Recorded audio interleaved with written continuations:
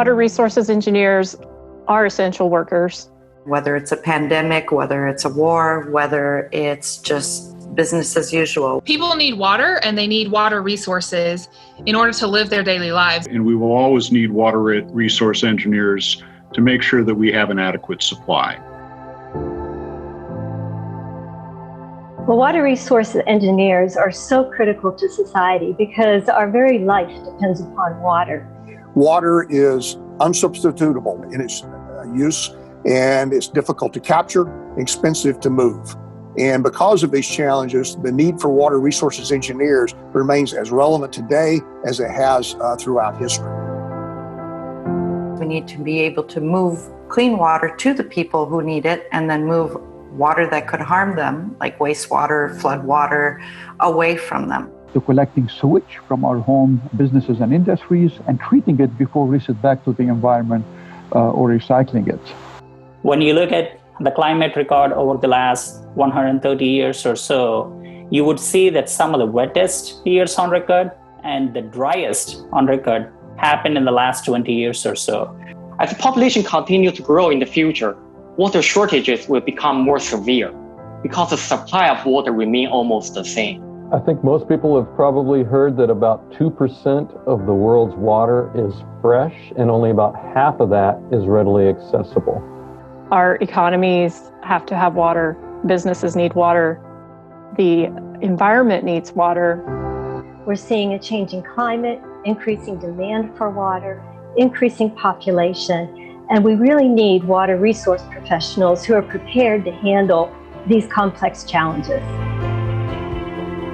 In the past, our profession designed projects based on very limited observed physical data. And well, we've learned our lesson the hard way. We really need to design our projects now, looking to the future and conditions that may exist in the future. When we are looking at projects, a major part of our planning process should be looking at external threats such as earthquakes, hurricanes, tsunamis, and making sure that projects are designed to withstand these outside influencers. And that if it does fail, it fails not until it reaches that design loading. But when it does fail, it fails in a graceful way, not a catastrophe. We as water resource engineers need to think outside the box so that we can deliver our essential services to the people who need them. We've seen that much of our infrastructure today has lived long past its design life, and we're having increasing costs in replacing that infrastructure. Gone are those days where you just build tall levees or flood walls. Now sustainability is part of everything that we do.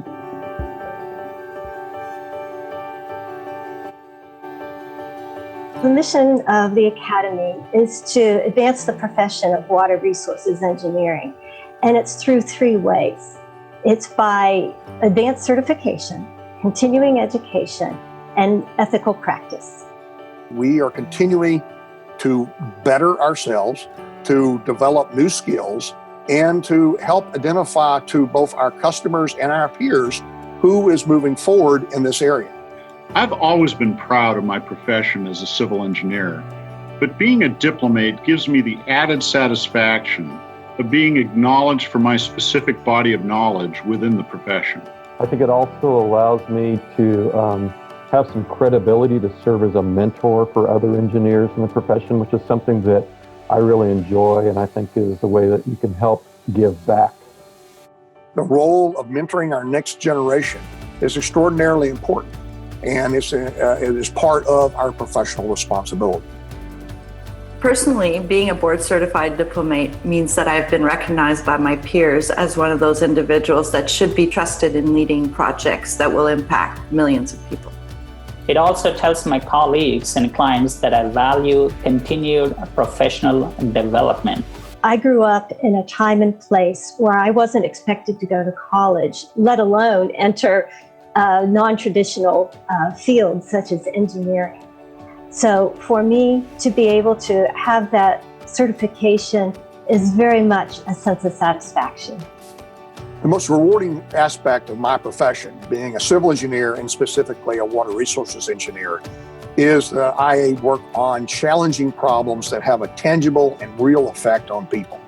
In my current position, I'm steward of the Great Lakes, which 40 million people in Canada and the United States depend upon. So it's very rewarding to know that my work has very direct impact. I think the most rewarding aspect of my profession is being able to be involved in bringing projects to life that have a real positive impact on society. I think the most rewarding aspect of my profession is provide an ongoing legacy that will serve society well into the future.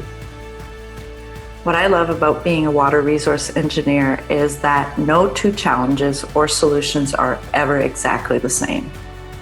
When you think about it, like water resource engineering is not just part of civil engineering, it overlaps with many other disciplines. And I like to think I benefit from that diversity of thought. You feel you are useful. You're helping people by making it a safer and a better place to live in. One of the deepest secrets of life is that all that is really worth doing is what you do for others. So knowing that every project I work on makes a positive contribution to the health and well-being of society and the communities I serve is extremely gratifying and rewarding. Being a member of the water resources engineering profession has been one of the greatest rewards of my life.